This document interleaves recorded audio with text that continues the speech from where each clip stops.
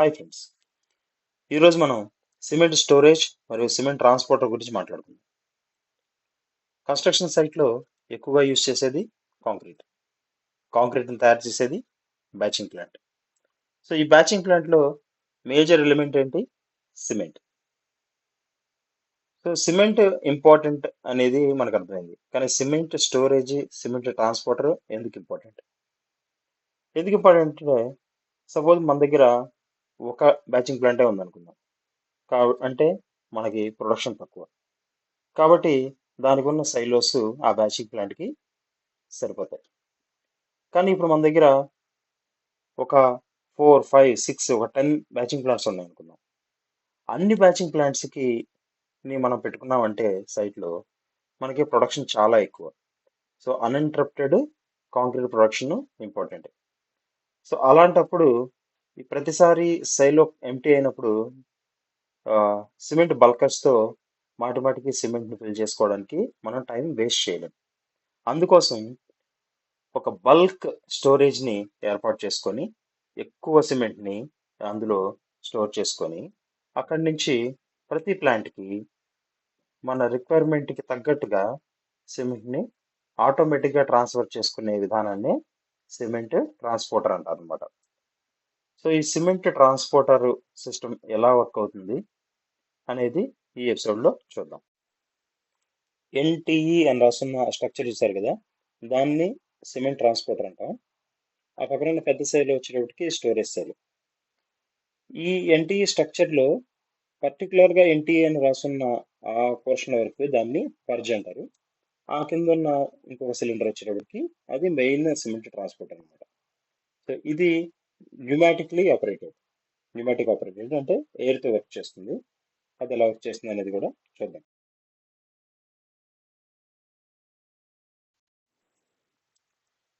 ఇక్కడ మనం storage cell అని చూడొచ్చు. ఈ సైట్ రిక్వైర్మెంట్ ప్రకారం 3 పెద్ద స్టోరేజ్ సెల్ని ఇక్కడ ఇన్స్టాల్ చేయడం జరిగిందనమాట. సో ఇక్కడ చూస్తే మనకి ఎక్కువ ట్రాన్స్పోర్టర్లు కనిపిస్తున్నాయి. సో ఒక్కొక్క సైలో నుంచి 2 ట్రాన్స్పోర్టర్లకి కనెక్ట్ చేశారు. ఈ సైలోకి ఒక బ్లూ కలర్ సెన్సార్ కనిపిస్తుంది కదా, అది లెవెల్ సెన్సార్ అనమాట. అంటే ఈ సైలోలో ఎంత సిమెంట్ ఉందనే దానికి మనకి ఇండికేషన్ చూపిస్తుంది ఆపరేటర్ క్యాబిన్లో. ఒకవేళ దీనికి లో లెవెల్ వచ్చేసింది అనుకో, అంటే సిమెంట్ లేదంటే ఈ పైప్ కనిపిస్తుంది కదా, ఈ పైప్ త్రూ మనం సిమెంట్ ట్రాన్స్పోర్టర్స్, సిమెంట్ బల్కర్స్ ఉంటాయి కదా, సిమెంట్ బల్కర్స్ని తీసుకొచ్చి కనెక్ట్ చేసి ఈ సైలో ఫుల్ అయ్యేంత వరకు కూడా సిమెంట్ని ఫిల్ చేస్తాం అనమాట. సపోజ్ ఎప్పుడైనా మనకి సిమెంట్ అవసరం పడిందంటే ఎక్సెస్గా బయటకు తీసుకోవాలనుకుంటే ఈ స్క్రూ కన్వేస్ యూస్ చేసి ఆ సైలో నుంచి మాన్యువల్గా సిమెంట్ని బయటికి తీసుకోవచ్చు. ఇక్కడ మీరు చూస్తే స్క్రూ కన్వేస్ కనెక్ట్ అన్ని చూసారా, ఈ బ్లూ కలర్వి స్క్రూ కన్వేస్ అనమాట.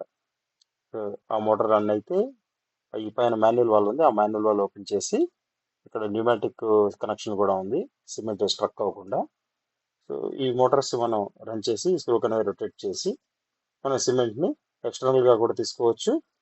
ప్లస్ ఈ స్టోరేజ్ సైలో నుంచి ట్రాన్స్పోర్టర్ కూడా సిమెంట్ని ట్రాన్స్ఫర్ చేయొచ్చు అనమాట. ఇప్పుడు మీరు చూస్తే ఈ ఎన్టీ అని రాసున్న సిమెంట్ ట్రాన్స్పోర్టర్కి సిమెంట్ ఎక్కడి నుంచి వస్తుంది?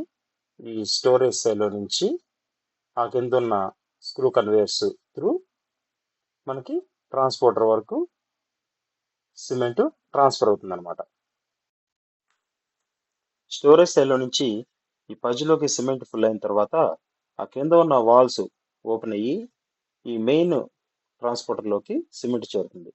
మెయిన్ ట్రాన్స్పోర్టర్ ఛార్జ్ అయిన తర్వాత దాని క్రింద ఉన్న డైరెక్షన్ కంట్రోల్ వాల్వ్, అది న్యూమాటిక్ ఆపరేటెడ్. మీరు ఆ డీసీ మీద ఉన్న సర్క్యూట్ కూడా చూడొచ్చు అనమాట. సో ఇది యాజ్ పర్ కంట్రోల్ ఆటోమేటిక్గా వర్క్ అవుతుంది. ఎప్పుడైతే ఈ పర్జ్ నుంచి మనకి ఈ మెయిన్ ట్రాన్స్పోర్టర్కి సిమెంట్ వస్తుందో, సిమెంట్ కంప్లీట్గా ఈ ట్రాన్స్పోర్టర్ పోర్షన్ కంప్లీట్గా ఎయిర్తో ఛార్జ్ అయిన తర్వాత ఒక్కసారిగా ఈ వాల్ ఓపెన్ అయిపోయి మొత్తం సిమెంట్ విత్ ఫోర్స్ ఈ మేజర్ పైప్ లైన్ ఉంది కదా, ఏదైతే పెయింట్ చేయకుండా ఉందో ఆ పైప్ లైన్లోకి మొత్తం సిమెంట్ అనేది ఫ్లో అవుతుంది అనమాట. ఈ మొత్తం న్యూమాటిక్ సిస్టమ్ ఆ హౌస్లో ఉన్న ఎయిర్ కంప్రెసర్ యూనిట్ నుంచి వర్క్ అవుతుంది. సో అక్కడి నుంచి ఎయిర్ ఈ పైప్ లైన్ త్రూ ఈ ట్రాన్స్పోర్టర్లోకి యాజ్ పర్ కంట్రోల్ ఎలా డివైడ్ అవ్వాలో ఆ విధంగా డివైడ్ అవుతుంది. మనకి న్యూమాటిక్ డ్రాయింగ్ చూస్తే క్లియర్గా ఈ కంట్రోల్ సిస్టమ్ అనేది అర్థమవుతుంది అనమాట.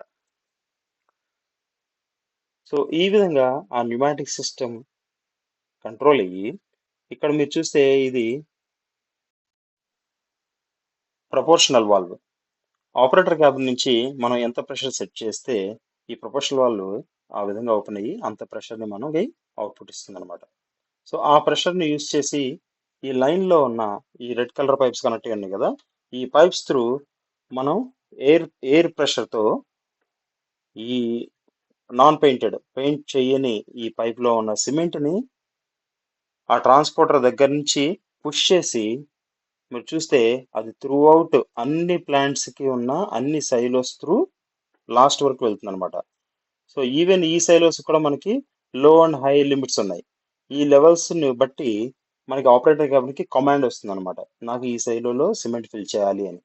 దాని ప్రకారంగా ఈ సైలోస్ ఆ ట్రాన్స్పోర్టర్ నుంచి ఆ సిమెంట్ ట్రాన్స్ఫర్ అయ్యి ఈ సైలోస్లో సిమెంట్ అనేది ఫిల్ అవుతుంది అనమాట. ఇక్కడ మీరు చూస్తుంది ఆపరేటర్ క్యాబిన్. ఈ మొత్తం ప్లాంట్ ఈ ఆపరేటర్ క్యాబిన్ నుంచి కంట్రోల్ అవుతుంది through PLC, pneumatics and electrical system use చేసి ఈ హ్యూజ్ సిమెంట్ సైలోస్ నుంచి సిమెంట్ ట్రాన్స్పోర్టర్స్ త్రూ అన్ని బ్యాచింగ్ ప్లాంట్స్కి అన్ఇంటరప్టెడ్గా సిమెంట్ని ట్రాన్స్ఫర్ చేయొచ్చు అనమాట. ఇది ఒక outline of cement storage and transporter system. ఇందులో ఏదైనా టాపిక్ ఇన్ డీటెయిల్డ్గా మీరు తెలుసుకోవాలనుకుంటే కామెంట్ చేయండి. Thank you.